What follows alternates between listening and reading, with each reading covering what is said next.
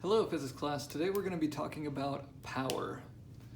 All right. Now, power is kind of an odd concept. We're very familiar with it. We all use electricity and say we're using power.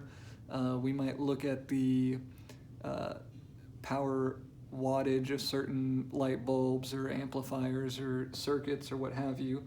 But what exactly is power? Well, simply put, power is the rate at which a transformation of energy occurs. So, to put that in mathematical terms, or in symbols, the change of energy over the change of time is going to equal the power. Right? So, we measure power in units called watts. Right? That's just abbreviated with the W, and 1 watt equals 1 joule converted per second. Right? So if you're transforming a joule from one form of energy to another in a second, that is 1 watt of power, or the rate of energy transformation. Now, there's several different ways you can apply this formula. For example, we could do power as work over change in time, or we can do force times the change in distance, or the displacement over the change in time, or even force times displacement over time, which we all know displacement over time would be velocity, so that means power could even equal force times the velocity of an object. Right, so there's a lot of different ways to write it, but we're just going to focus on the top one, where it's the rate of energy transformation. Now, let's go ahead and work this out in example problem 10.17. All right, you have a 1,500 kilogram car, and it's behind a truck traveling at 60 miles per hour. So we have our car, and it's traveling behind a truck. There's a car, there's a truck. And both are going at 60 miles per hour. All right, now you want to overtake the truck and get in front of it, because let's say 60 miles per hour is for some reason too slow for you.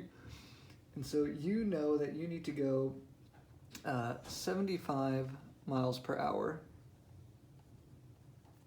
for 6 seconds. 6.0 seconds. All right, and if you go 75 miles per hour for 6 seconds, you will be able to get up enough speed to pass and overtake the truck going at 60. Okay, so what the question is, what is the engine power required to do this? So we need to know the power. All right, that's our unknown. Now, fortunately, the problem already converts the 60 miles per hour and 75 miles per hour into meters per second. So 60 miles per hour is going to equal 27 meters per second, and 75 miles per hour is going to equal 34 meters per second. All right, so those are SI units. Those are easier for us to work with, and we don't have to convert those by ourselves. Now, let's think about this. How can we figure out the power, or the conversion of energy, over time? Well, we already have our time constraint, so really what we need is the change in energy. Now, these are velocities. Maybe F times V could work, but then we don't really have a way of calculating force, so that's not the best strategy for this problem. However, we do have a mass and a velocity. And mass and velocity is enough information to solve for kinetic energy. Right? So since we are starting with kinetic energy, we're both starting with these cars moving at 27 meters per second, or 60 miles an hour. And we're going to end with a kinetic energy, because we're going to end with the car moving past the truck at 34 meters per second, or 75 miles an hour. So what we're really looking at is a change in kinetic energy. So the change in E is going to equal K final minus K initial, right? So since that's the only energy transformation that's going on, is we're changing kinetic energy into more kinetic energy, we can look at the final state and subtract it from the, or we can look at the initial state and subtract it from the final state to get our delta E.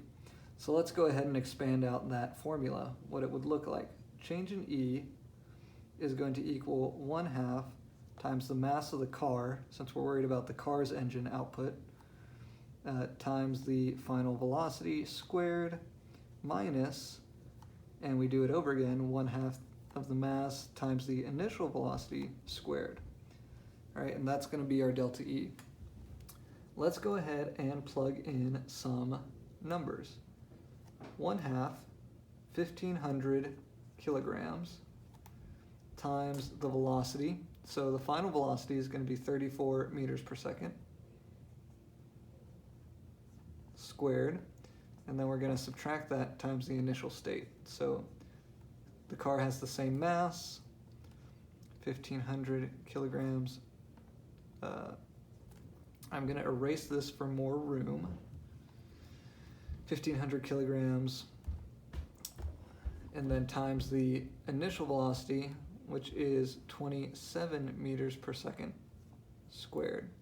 All right, so here we've plugged in our givens. We both have the mass of the car, which was given to us, and we have the initial speed and the final speed for our car. Now remember, this is all to solve for delta E. We multiply these out, and we get, for the final energy or final kinetic energy, we get 867,000 joules of energy. So that's how much kinetic energy is in the final state.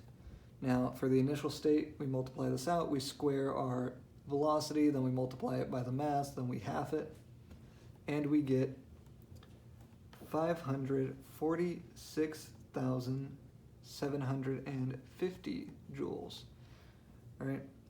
So now all we have to do is subtract those out to get our change in E, and delta E is equal to 320,250 joules. All right, so that is our conversion of energy. That's how much energy is being transformed. Now, remember that power is the rate of transformation, so there's going to be this time component. All right, so to do that, all we have to do is do change in E divided by the time. Now, we were given in the problem that we needed a time interval of 6 seconds to overtake the car or the truck, and so this number, 320,000 joules divided by 6 seconds, is going to give us 53,000 watts, or 53 kilowatts. All right, and that is going to be our answer. So it's going to take 53 kilowatts of power of converting energy over time to pass this slow-moving truck on the freeway.